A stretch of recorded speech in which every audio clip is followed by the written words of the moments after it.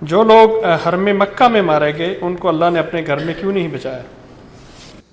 اللہ تعالیٰ کا یہ قانون نہیں ہے. اگر وہ اس طرح ایک کام کرنا شروع کر دے تو پھر تو حقیقت سے پردہ اٹھ جائے. بہت سے لوگ ہیں.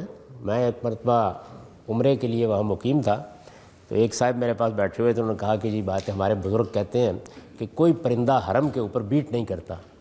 تو میں نے کہا میں ابھی آپ کو دکھاؤں گا کرتے ہوئے. یہ خدا کے قانون کے بالکل خلاف ہے. جو چیزیں ہونی ہیں دنیا کے قانون کے مطابق وہ ہر جگہ ہوں گی.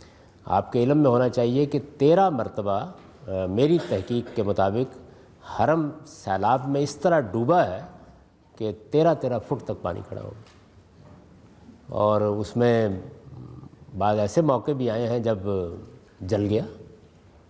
عبداللہ بن زبیر کے خلاف اقدام کے نتیجے میں فوجی طاقت کا شکار ہو گیا. خدا نے کسی گولے کا رخ نہیں بدلا. یہ اللہ کا قانون نہیں ہے. اس نے پردہ رکھا ہوا ہے. اگر وہ یہ کام کرنا شروع کر دے تو پھر تو حرم میں جا کے آپ جو جی چاہے کریں. ایسا نہیں ہے.